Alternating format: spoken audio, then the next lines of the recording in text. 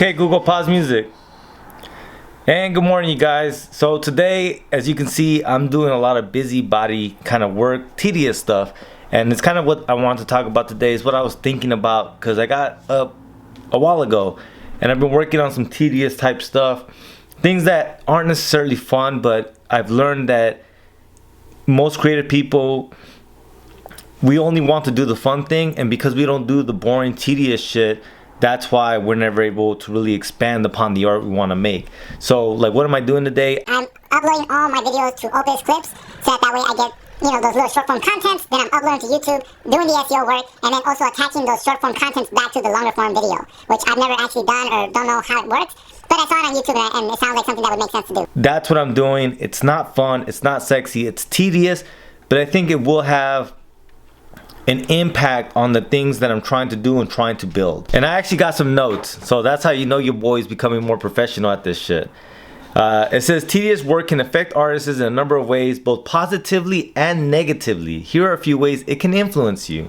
This is one that I relate to, right? It says it develops discipline and patience. Tedious work often requires artists to invest significant amounts of time and effort into fine details, repetitive tasks, or long creative processes. This can help artists develop discipline and patience, which can be valuable traits in their artistic practice. And that's true in two forms, right? There's the idea of, like, sometimes you don't want to do all the little noodles and the details, but that stuff really does add value to your art when you're making it.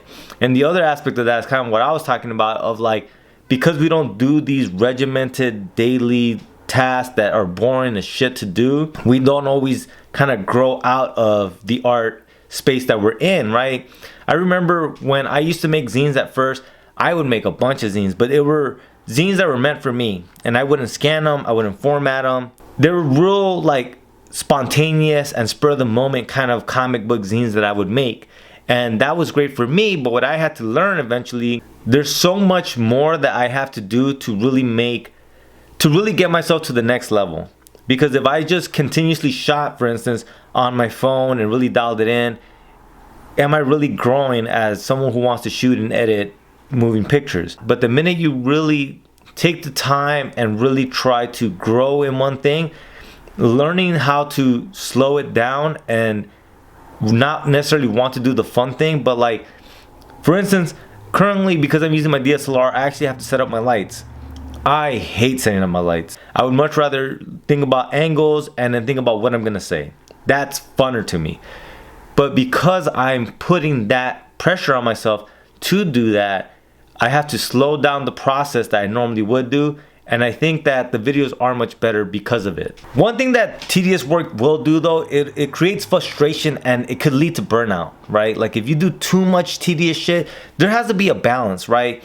And I think that's what we don't normally have. Any human being, I think, lacks balance, right? It's either really fun or really boring and tedious. The way I view tedious shit, though, and the reason why I don't get burned out or frustrated is because I'm like, all my work is fucking boring, tedious, frustrating, right? And in my life. So if I can do that for somebody else, if I could do that to push someone else's agenda forward, why couldn't I do that for full publication of what I'm up to?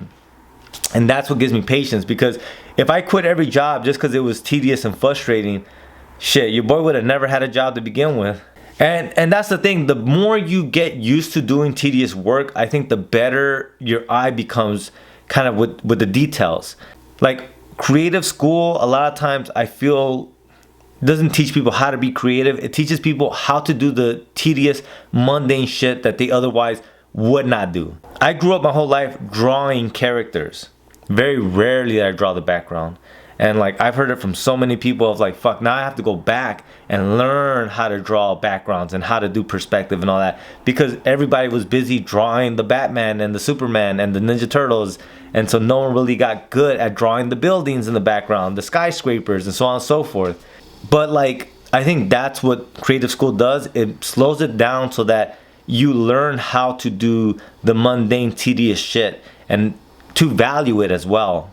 One thing that I did see as well that I can relate to is that sometimes there's tedious things in art, in the sense of, like, I find editing relaxing. There's certain noodles that I'll do that when I don't know what I'm gonna draw or what I want to do, I'll just draw a person with a sweater and then draw the noodles in the sweater. And for some reason that as well is very soothing and relaxing and kind of gets my brain to start thinking. So there's something about kind of those repetitive motions that, I don't know, it kind of wakes your brain up a little bit.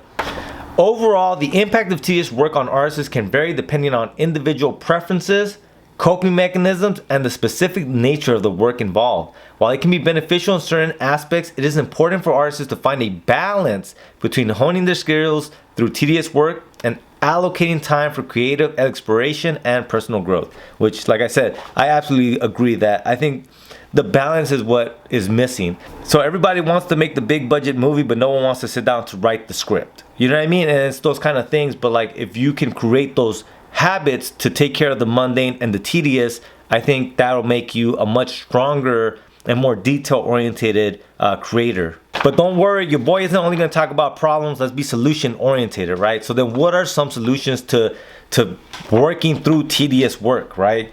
It says, break it down. Divide the work into smaller, more manageable tasks. Set goals and rewards. Take breaks.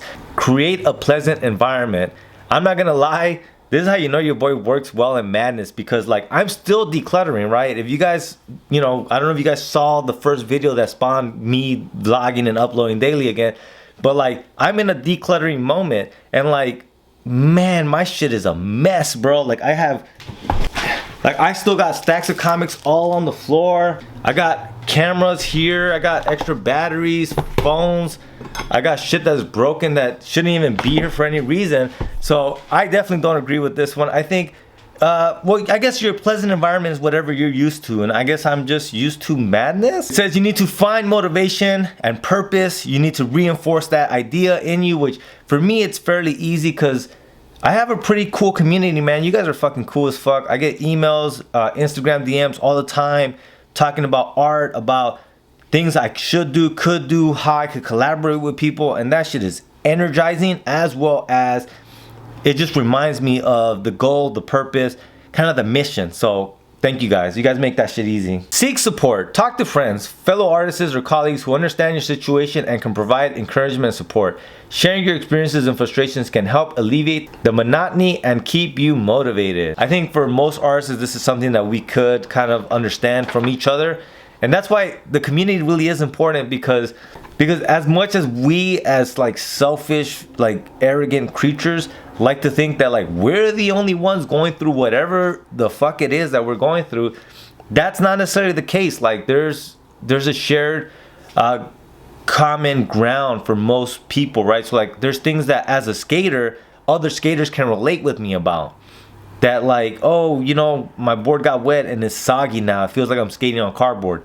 Other skaters would be like, I know what you're talking about, bro. So there is like a shared community for every little subculture, and art is definitely not any different. Like I would even say that this discussion on tedious, monotonous kind of work, that goes from painters to cartoonists to filmmakers to script writers to whatever. Like we all understand that there's tedious, monotonous shit that we have to do, but that's how you get to something good. So that's what I want to talk about today, you guys. I'm gonna be over here just finishing up this monotonous shit that I gotta do. But like, look at this table. Look at this.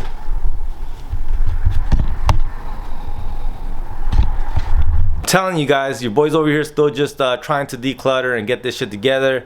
So let me get back to it, man. I appreciate everyone who's watching the videos. I hope you guys really see the value on the content that I'm uploading and you guys are enjoying it and is adding value to you, giving you guys food for thoughts and helping you guys on your own creative endeavors. Beyond that, don't forget about Feral Comics, the comic book zine anthology that I publish, filled with underground subversive cartoonists from around the world. Link will be in the show notes for a big cartel shop for you guys to get a single issue, if not get a year subscription to the project. But alright, you guys, thanks so much for watching. I'll see you guys soon. Lights.